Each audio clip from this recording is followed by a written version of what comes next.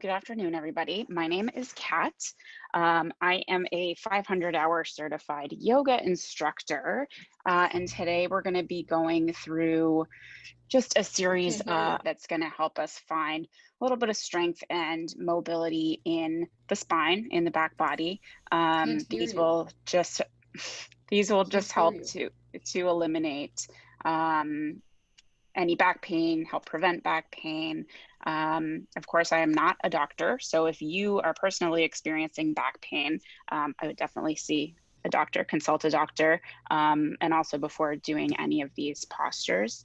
But otherwise, we will get started. So we're gonna, I'll apologize in advance. I'm gonna kind of be running back and forth to my computer and to the mat to do things, but we're just gonna start out with a couple slides on the actual spine. And again, if anybody has any questions throughout this, just unmute yourself and jump in. I'll do my best to answer them. Okay, so this is just like a quick photo of the spine. Some of you may be familiar with this, some of you maybe not. Our spine was designed to bear weight. It's made up of a series of these short, flat bones. And technically, it's made Trish, up I'm of sorry. I'm on a 33 of Zoom and I'm them. looking right at the gal and she's talking and I have no audio. Hold on, let me I mute had it a minute ago and I got the mic, so I everyone. got everything going here. There we go. Okay. We'll get back on track at some point here. Okay, so it's made up of 33 bones in total, most of which you can see here. However, the coccyx is not pictured, but 24 of those bones are actually mobile. So we have our cervical spine, which is the top section, which is the upper back and the neck, and that is going to be the most mobile. Those are the smallest bones. They allow us to turn our head. I cannot hear you. Cannot We hear you. we have to be careful not to injure those because they're the Yep. most delicate. She Sorry, keeps saying she guys. can hear me, but And then we have our thoracic spine, which is right in the middle. That's where our ribs are attached. So those bones are a little bit bigger, a little bit more mobile, but the main job of that section is to protect our organs. And then we have the lumbar spine, which is the low back. Those are the largest bones. Those are really made to bear the most weight. These are the bones that help us stay upright, stay stable, and these are the least mobile. So of course, you can turn your head back and forth all the way to the side. You can't do that in your low back. You have pretty limited mobility down there. And then lower, we have the sacrum. Those are 5 bones that have actually fused together. And then the coccyx at the very bottom is even lower than that. Those are also fused, so those don't move at all. So dealing with back pain. So about half of working Americans will report having back pain at some point, and their back pain is caused by a number of different things. So spinal irregularities. I in particular have scoliosis. So we're all born with, different shaped spines and bones, and so we might just be born differently. Repetitive strain, which is directly related to alignment. If you're doing something over and over again, which without correct alignment, for instance, if you're bending down to pick up a heavy box, but you're bending with straight legs and just leaning forward, that's going to create a lot of strain on the low back.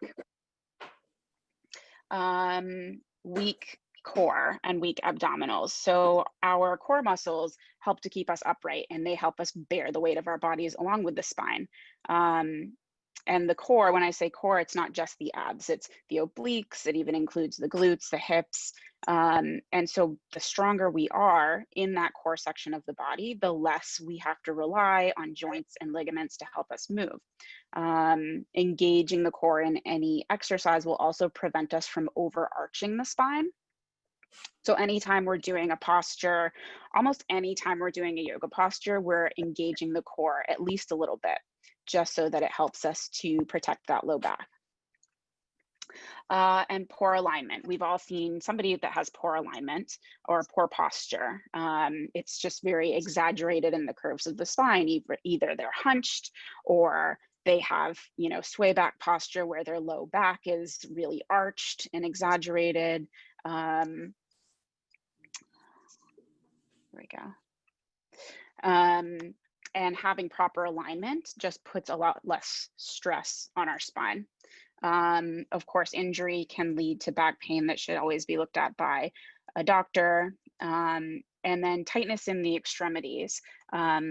Back pain often doesn't start in the back, it'll start in our legs. Hamstrings are a really good example. If we have really tight hamstrings, they actually insert into our pelvis bone, and the tighter they are, the more they're going to pull on that bone, and it's going to cause tension in the low back. You guys can't see the whole screen?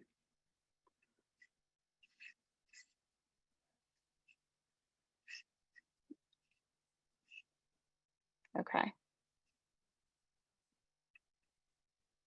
Cool. Great. All right.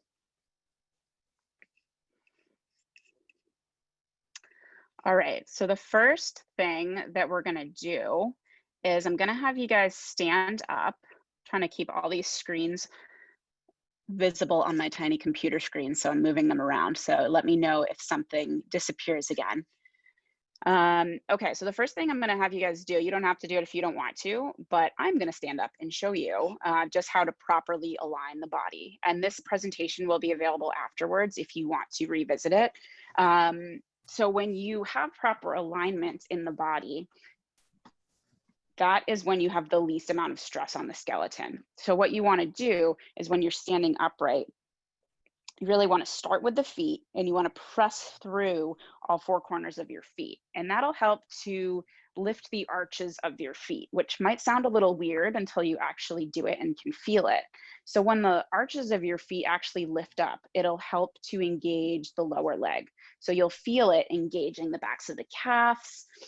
And then we want to lift our kneecaps, and that'll help to engage the quads. So when we're standing, we want to make sure that we're not standing with our pelvis tilted forward. And we also want to make sure that we're not standing with our shoulders hunched over. So we want to lift those kneecaps, engage the quads. Then we want to pull the belly up and in, and we want to relax the shoulders down the back, roll them away from the ears, and think about squeezing them together, not so much that it takes a lot of effort and it's really uncomfortable. We don't want to be walking around like this, but you want to squeeze them towards each other just enough so that your chest feels nice and open. And then you always want to have your spine, you want to have all the bones stacked, and that includes your head. So you want to have these bones in the neck, the back of the head, in line with that tailbone, so that your spine, each bone is stacked on top of the other. And you should still have natural curves in the spine. You just don't want to exaggerate them. You want to avoid any rounding in the back. You want to avoid any arching in the low spine. So when your bones are stacked, you'll feel a little bit lighter. It'll be easier to move. Whereas when you're standing like this, you'll feel that the arms are kind of dragging you down and it's putting more pressure on this mid-spine. So you always want to stand as upright as possible, and that will have the least amount of stress on the skeleton.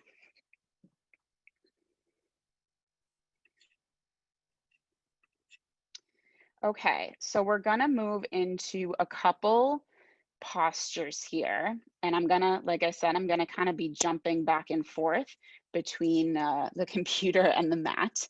But we're gonna start with our cat-cow. So cat-cow is a very, very popular posture.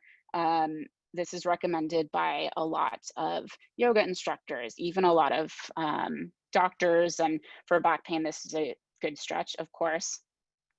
Consult your own doctor before you try it, but this encompasses a lot of things. So this creates and maintains some flexibility in the spine. It helps to really warm up the spine, warm up the surrounding muscles. It can help you release tension in the upper back. It allows you to really spread the shoulder blades apart. It also helps you strengthen the core when you're in this rounded back cat pose. And this one has shown to be pretty effective at reducing back pain. So if you want to try it, we will get on the mat and set it up. And we won't be using many props. We won't be using any props during this session, but I do have some so that I can show you some modifications in case you want to try some of this stuff at home, and doing it without props doesn't feel good. So for our cat-cow, we just want to set up with our wrists directly underneath our shoulders. So you don't want the hands to be too far out. You don't want them to be too far in because you don't feel stable. So you want the wrists to be directly under the shoulders, and you want the knees to be directly under the hips. And you want to keep the hands and the knees about hip width distance apart. And then you want to keep a neutral spine. So if you notice, my back is pretty, there's a little curve in it, but this is just the natural curve of my spine. And that's what I mean when I say a neutral spine. And we typically move with our breath in cat-cow. So when we inhale, we tilt the tailbone up, allowing our belly to come down. And then we lift the chest forward. And then as you exhale, you press the floor away. And then you round the spine, tuck the chin, squeeze the belly just a little bit, and you'll feel your shoulders separate just a little bit. And then inhale, lift the tailbone, drop the belly, and try to just gaze a couple feet in front of you. Instead of craning your neck all the way back to look up, you still want to keep that head in line with the spine. And then exhale, pressing the floor away. You can press through the tops of the feet, the shins. And then just keep going, moving with the breath, inhaling into this cow pose and exhaling to press back into your cat pose. And I do this in every single class I teach. This is one of the first things that we do. And if the arch in your back in your cat pose is uncomfortable, you don't have to go so deeply. You can just come back to a neutral spine and open the chest a little bit. You don't have to drop the belly super low. So you can just do this for a couple minutes to just warm up the spine. And a lot of times we'll move the hips back and forth.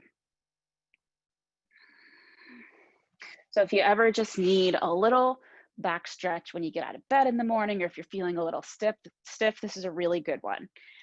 If you have any knee sensitivity, you can always just take a blanket from your house and you can use it to pad your knees, folding it over either once or twice, and you can just kneel right on it. Same with your wrists. You can also take a blanket under your wrists if you have any wrist pain, just to elevate them a little bit so that the angle isn't so harsh. Or the other thing you can do for your wrists is just come up to your fists, kind of like these gorilla hands, and that works just as well. All right, let's see. And then on the next slide, I just have a couple notes about what to avoid, craning the neck back too far in cow pose, and also hyperextending the elbows. That one comes up a lot. If you have a tendency to lock out your elbows, or your knees rather, we always recommend just having a tiny micro bend in your knees and your elbows. So when you're on the floor, you don't want your arms to be so straight that they're hyperextending. You want to keep them soft. So you'll hear me say that in a couple different poses. All right, moving on to some twists. So twisting takes care of a lot of different things as well.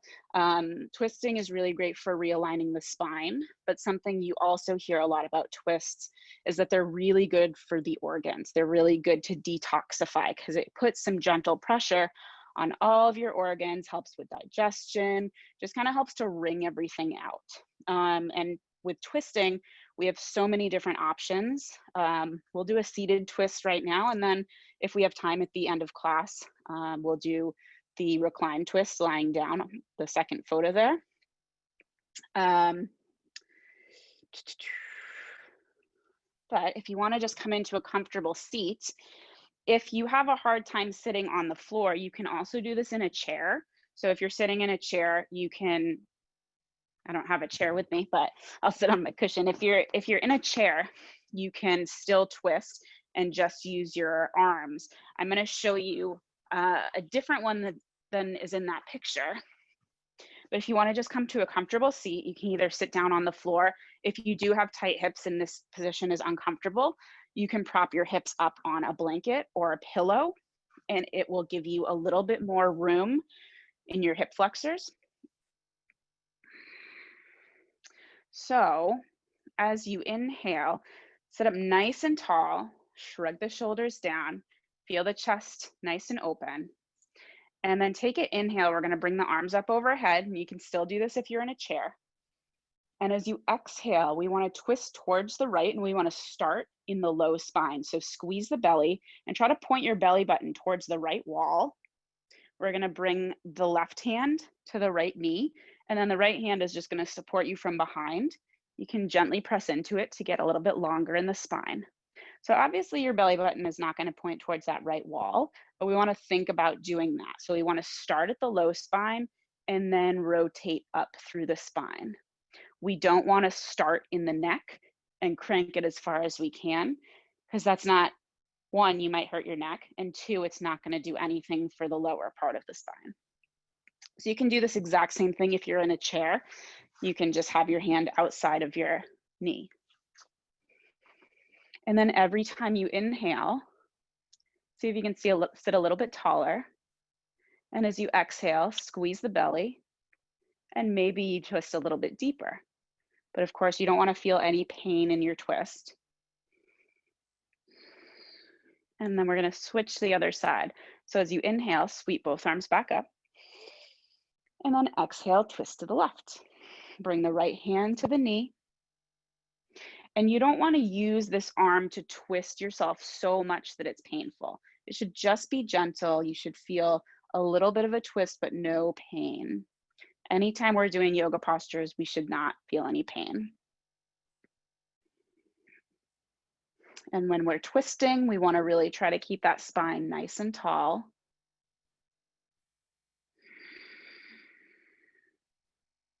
And then inhale, come back to center. And exhale, we'll bring the arms down by the sides. So let's see. Use a block or cushion under the knees. Yes, that's when we're lying down. I'll go through that at the end. All right. Next posture, some forward bends. So we've got a lot of options when it comes to forward bends. I do twists in every class. I do forward bends in every class. I do most of these postures in every class I teach. But forward bends really help to open up the hamstrings, which I mentioned is a pretty common cause for back pain. And when you're doing a forward bend, the point is not to touch your toes. The point is just to open up the backs of the legs and decompress that low spine. So this is a good one for releasing tension in the low back. And this one will also stretch the muscles that run all the way up the spine. So you can see this top picture is a wide-legged fold. This one will get a little bit deeper into the hamstrings. We're gonna do the one underneath that with straight legs, and then we're gonna do a standing one. So again, if you do have those tighter hips, you can sit up on a blanket. It'll give you a little extra room. You can even double it up so you get a little more height. And then you can extend the legs out in front of you. And you can start with the toes flexed. And again, the point here isn't to reach your toes. And you can always start with the knees bent. So we want to try to bend from the low back. So we want to lead with the belly button. And if you're sitting on the floor and it feels like you're sitting like this, I would recommend grabbing a blanket and just propping yourself up a bit. And that'll just help you to lengthen that low back a little bit and just sit right on the edge of it. So on the inhale, sweep the arms up. And then exhale, start to fold forward, again, leading from the belly. And you can bend the knees if you have really tight hamstrings, and really try to get your belly to lay on your thighs. And that won't happen for many of you. It doesn't happen for me every day either. But that's kind of what we want, the feeling that we want to go for. And then you'll feel the low back really start to lengthen. And then from here, if you want, you can bring a pillow or a cushion, or if you have yoga blocks at home, you can grab one and you can just let your head rest here. What you don't want to do is really let the head hang heavy and put a lot of strain on that upper back. But if you're close enough, you can put something there for support. So anytime we're doing a forward fold, you really want to hinge from the hips. Probably the biggest thing that I see is people reaching from their shoulders. So people want to touch their toes and then they're pulling from their shoulders. They're just reaching with their arms, and this is putting a lot of tension in the upper back. It's rounding the spine. We really want to focus on having that straight back and leading from the belly, folding at the waist. All right, another option for forward folds is a standing version. And when I do the standing version with my class, I usually say to leave a pretty significant bend in the knees. So some teachers cue it with straight legs and just a micro bend, but it gets more into the upper back if you really let your knees bend. So we always want to bend at the hips. So bring a little softness to your knees, squeeze the belly, and then start to hinge forward at the hips. And if you know that you're going to be far away from the floor, you can always put your hands on a book or something and just let the head hang heavy. Again, we're trying to fold right at the hips and touch the belly to the upper thighs. And then I usually tell my students to really bend the knees and really allow the belly to rest on the thighs here. And from there, you can let your head hang heavy because your spine has a little bit more support. And once you let your head hang heavy, you can actually use the weight of the head to start to decompress the bones in the neck and the upper back. And just breathe here for a few breaths. If you can really feel this in your hamstrings, again, bring something under your hands to bring you a little bit higher up. And if you do feel it in your hamstrings, that's okay. You just want to make sure that you feel it kind of in the belly of the muscle here, right in the middle of the muscle. You don't want it to feel pinchy right near your seat where that muscle inserts. You want to feel it right in the middle. And in my classes, I usually give students the options of grabbing opposite elbows and just finding a little sway. And you'll actually feel, if you let go, just try to relax and soften as much as possible, you'll be able to feel the back body really releasing.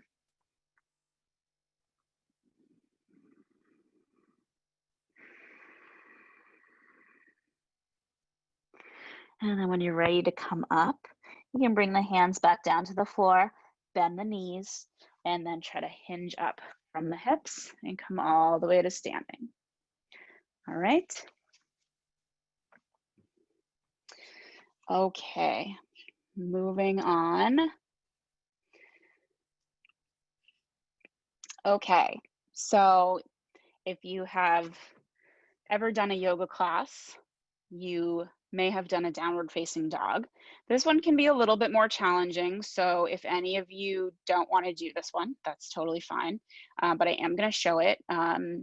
This posture, it lengthens the spine and it's really good for the core. So this really helps to strengthen the core, helps to strengthen the shoulders, and it helps to realign the spine if you're doing properly. This also really opens up the hamstrings. You'll notice a lot of these do incorporate some kind of hamstring stretch. And for the reason that hamstrings often are a cause of back pain. So we can jump right into this.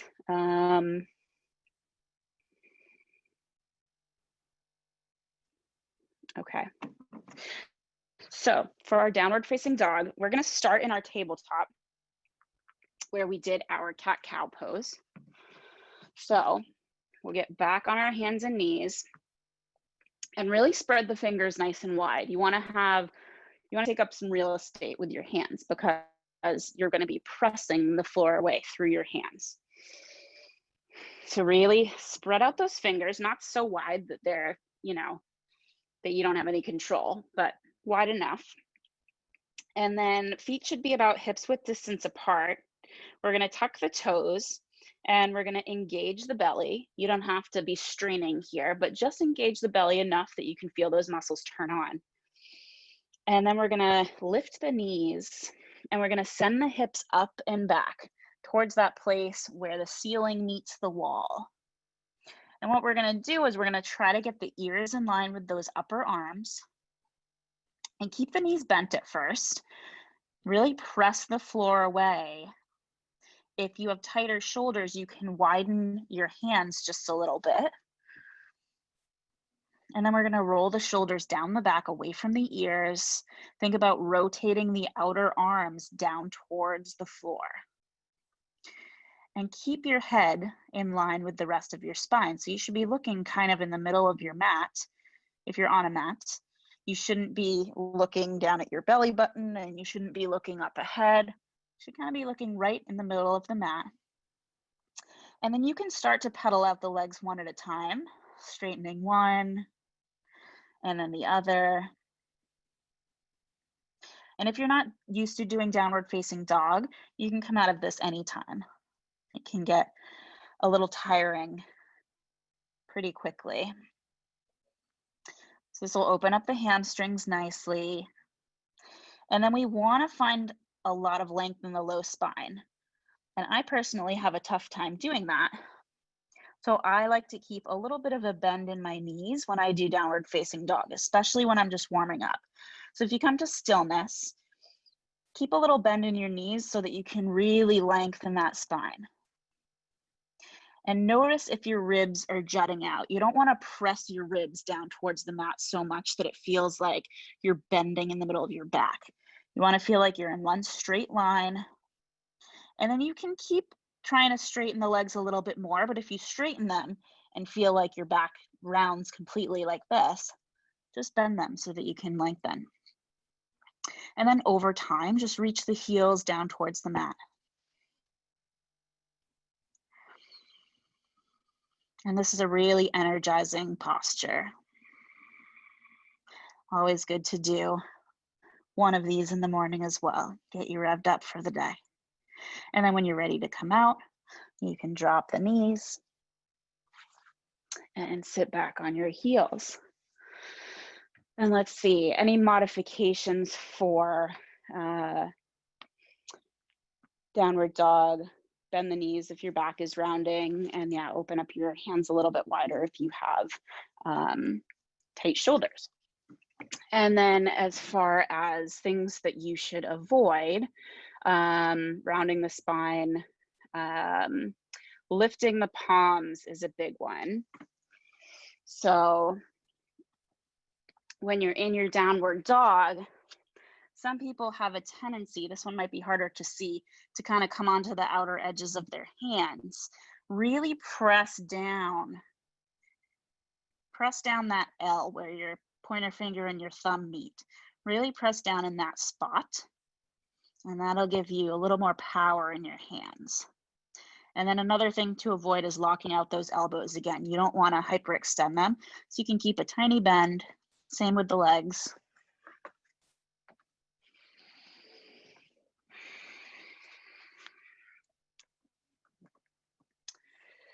Okay. All right, so far so good. We got about 15 minutes, so. Okay. So cobra pose. So we just did a few poses that really help lengthen and stretch the muscles of the spine. I'm going to show you two that are really good strengtheners, and one of them is Cobra.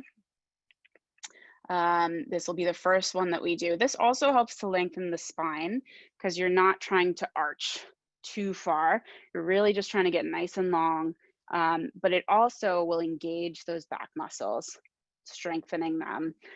This is also a really good one for the arms and the shoulders. This, after, if anybody is familiar with yoga, this is kind of a precursor to your upward facing dog, which we're not going to do today. But this kind of helps you prepare for that posture.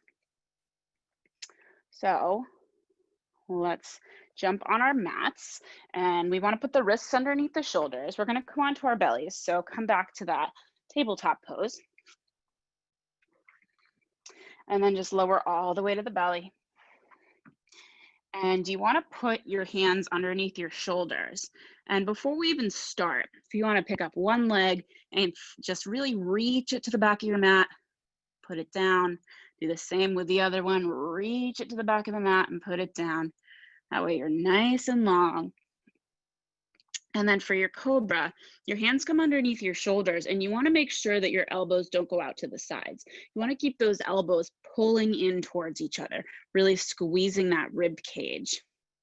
And then as you inhale, activate the back, also activate the belly to protect that low spine.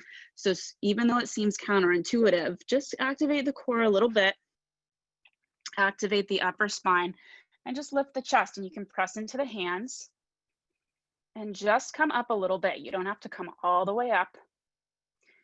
And you can squeeze the glutes here as well. And if you feel any pressure in the low back, you can just lower down.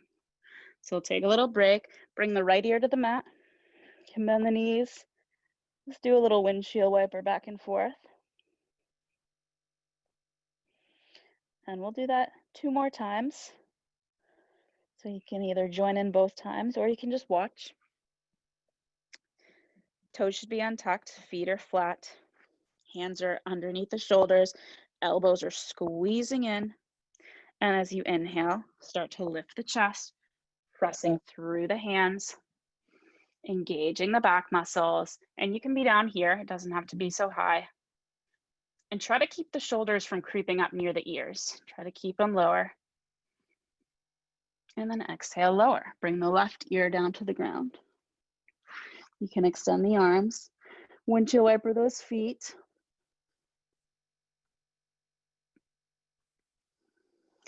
And then we'll do this one more time. And you can skip the third round if you're already feeling it. If you aren't used to doing back bending, this can, you can definitely feel this after 1 or 2 rounds. Plant the hands under the shoulders one more time, fingers nice and spread. Squeeze the elbows in, and as you inhale, press through the tops of the feet and the shins, squeeze the belly, lift the chest, press yourself up. Roll the shoulders away from the ears. And just breathe a couple breaths. And on your exhale, lower all the way down. You can bend those knees one last time. Find a couple windshield wipers, bringing the hands straight down.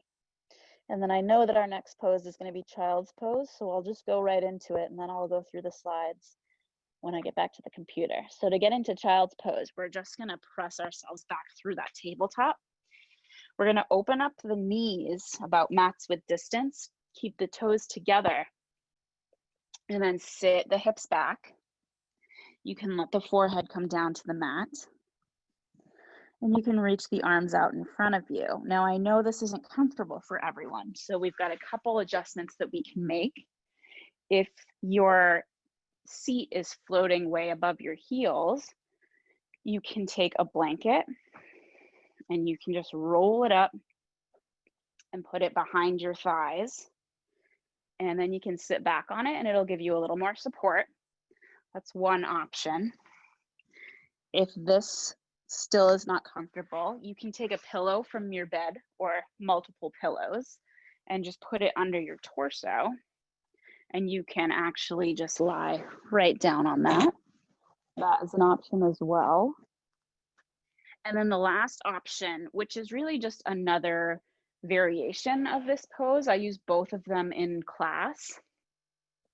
If you bring the knees together, you can sit back on the heels, and that will lengthen the low spine a little bit more. And you can bring the forehead down, or you can bring the arms down by the sides. And this pose just really lengthens those muscles of the spine.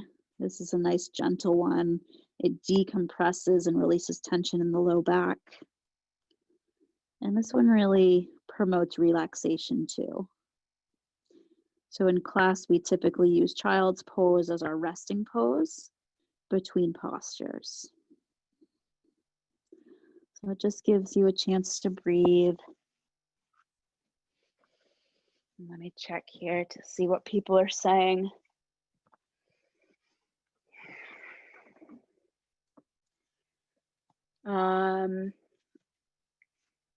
Okay. We'll take a quick pause here because I got a couple questions. I feel some pain in my wrists when I do some exercises. What can I do?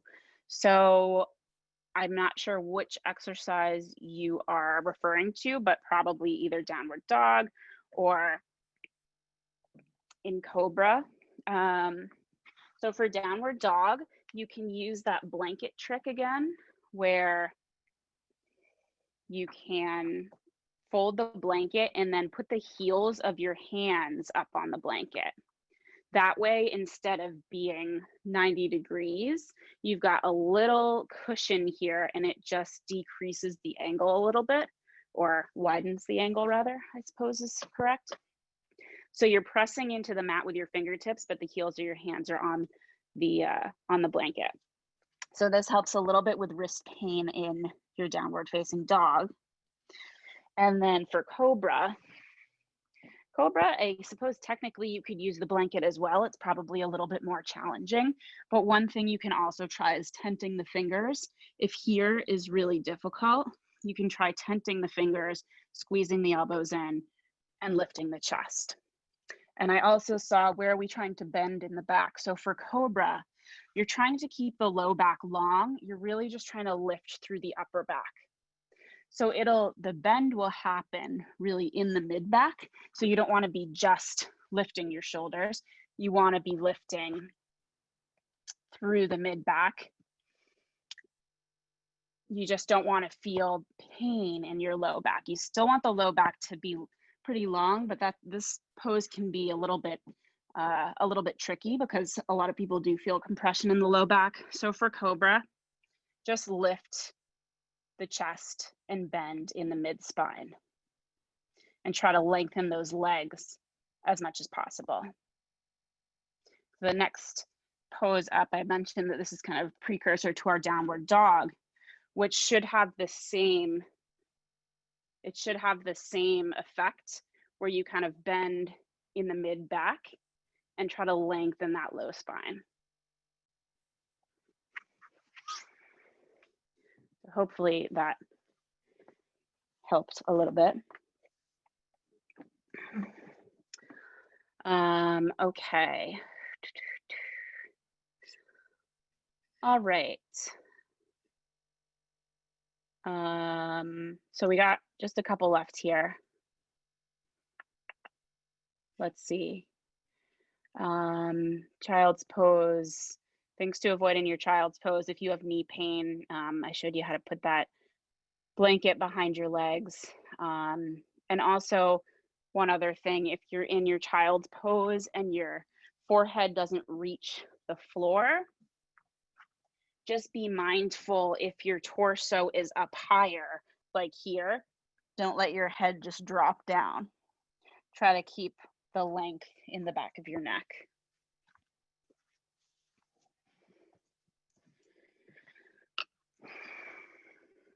Okay.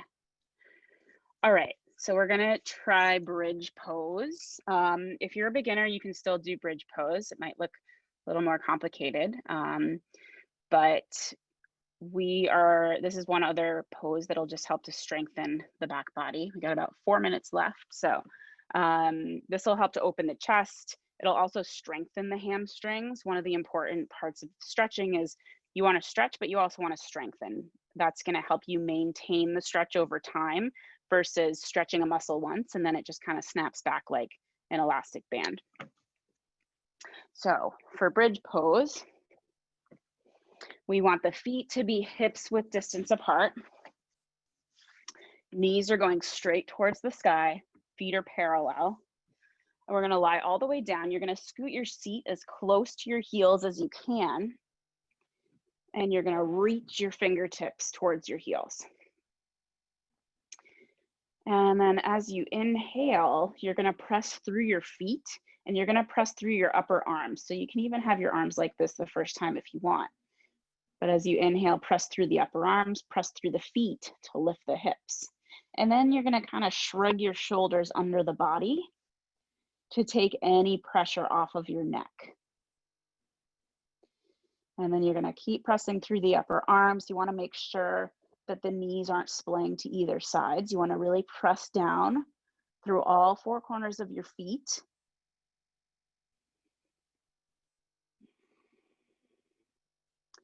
And then as you exhale, slowly lower one vertebra at a time. And then you can heel toe the feet open a little bit. Find a bit of a windshield wiper here. And we'll just do that one more time because we're running out of time and I got one more good one. And if you do have a block at home or if you have a pillow, you can take a restorative bridge, a supported bridge, where you can just place a block or a pillow right under the low back. And you can just kind of hang out here and it'll help to lengthen the spine. You won't get as much of the strengthening in your hamstrings, but it'll still help to decompress the spine. So we'll try one more time, pressing through the feet, pressing through the upper arms. Inhale to lift the hips up. Wiggle the shoulders underneath. Make sure there's no pain in the neck. And take one big breath. And slowly exhale to lower. And we'll windshield wiper the knees back and forth one last time. So the last pose I have on here, and we barely have time for it, is legs up the wall, which is exactly what it sounds like. You can either take a blanket or a block, and you can lift up your hips, sit them on the blanket or block, and then send the feet straight up to the sky. Or you can sidle your way right up to the wall. I have a window here, but I'll show you anyway. Be a couple inches away, and then send your legs straight up and just let them lean on the wall. And this pose, some believe that this pose cures everything. It's a super relaxing pose. It helps with circulation, digestion, but it gives you a really gentle stretch in the hamstrings. But it's a restorative pose. It's more relaxing. So you're not really exerting any force anywhere. Here we are. Relieves tension in the low back, provides a gentle stretch. This is a great one for stress and anxiety. Great one to help put you to sleep. So I recommend, we didn't have time to really get into that one, but I recommend trying it at home. If we are out of time, this presentation will be available for you guys to review if you'd like to. If you have any questions, we'll stay for a couple extra minutes here. Otherwise, thank you guys so much for joining me. I hope this is helpful. Bye.